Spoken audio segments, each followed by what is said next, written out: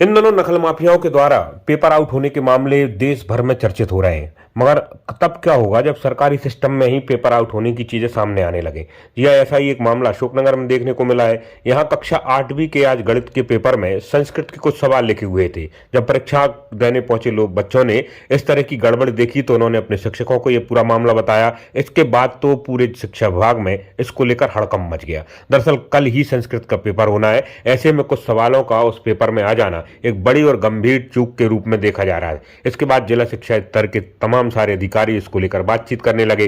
फिलहाल तय किया गया है कि संस्कृत के उन प्रश्नों को छोड़कर शेष प्रश्न पत्र हल किया जाएगा।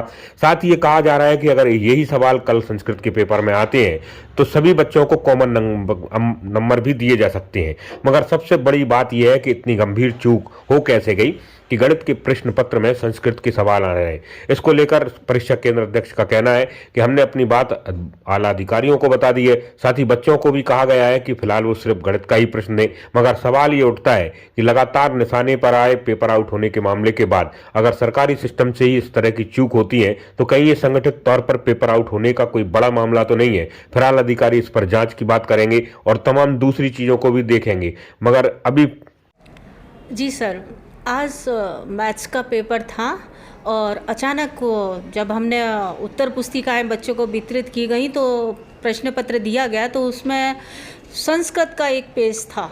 तो इसके लिए हमने वरिष्ठ अधिकारियों से दिशा निर्देश मांगे कि इसके लिए हम क्या करें।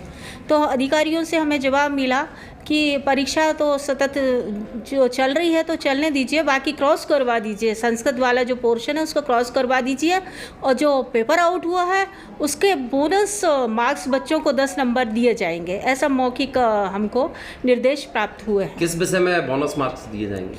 जो गणित जो आउट हो चुका है पेपर उसका संस्कृत का, तो उसका जो कटवा के गणित का, हाँ, जो क्वेश्चंस उसमें नहीं आए हैं। हाँ जी जी हाँ जी, और परीक्षा उसको लगातार निरंतर चलने दीजिए, ऐसा हमें दिशा निर्देश प्राप्त हुए हैं वरिष्ठ अधिकारियों के।